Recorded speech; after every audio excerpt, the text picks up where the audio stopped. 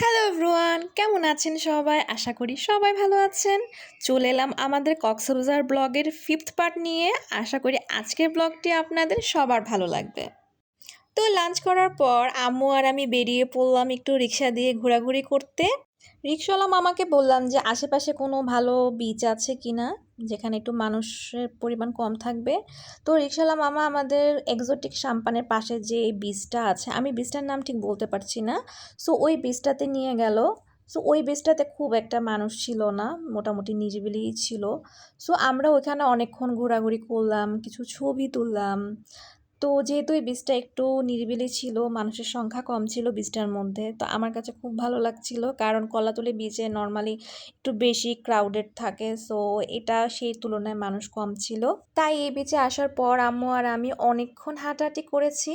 ঠান্ডা বাতাস, মিষ্টি রোদ সব কিছু মিলে আমার কাছে পরিবেশটা দারুণ লেগেছে। তো কিছুক্ষণ হাঁটাহাঁটি করার পর আমরা আবার একটি রিক্সা নিয়ে কলাতলি বিচের দিকে গেলাম। যেহেতু আজকে অনেক হাঁটাহাঁটি করেছি, তাই ভাবলাম এবার একটু বসে সমুদ্র উপভোগ করা যাক। তাই ছাতাসহ 2টা সিট ভাড়া করলাম 60 টাকা দিয়ে। তো পার সিট আমার 30 টাকা করে পড়েছে, which is a good deal for me. কিন্তু আমি একটু কনফিউজ যে ভাড়া আমার কাছ থেকে বেশি রাখলো না কম রাখলো, কারণ আমার কাছে দুইজন লোক দুই রকম ভাড়া চেয়েছিল। প্রথম আমার কাছে পার সিট 100 টাকা করে চায়, তো এটা নিয়ে আমি অনেক বার্গেনিং করি। তারপর আরেকজন এসে আমার কাছে 60 টাকা রাখলো 2টা সিট। সো আমি খুবই কনফিউজড। তাই আপনাদের মধ্যে কেউ যদি এই সিটগুলোর সঠিক ভাড়া জেনে থাকেন তাহলে অবশ্যই কমেন্ট বক্সে জানাবেন। যাই হোক, আমরা দুইজন অনেক বেশি এনজয় করছিলাম।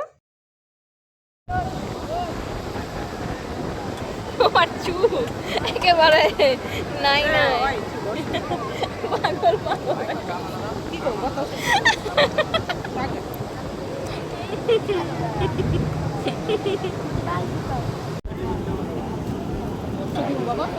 একদম বলবো 100 টাকা দেবেন।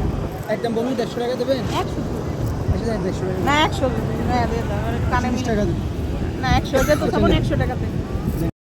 তো টুকটাক কেনাকাটা করার পর আম্মু আর আমি সূর্যাস্ত দেখলাম। এই সময়টাতে বিচের পাশে আসলে অনেক ভিড় হয়, সবাই আসে সূর্যাস্ত দেখতে। তো আমাদের সূর্যাস্ত দেখার পরে আম্মু আর আমি আবার রিক্সা দিয়ে ঘুরতে বেরিয়ে গেলাম।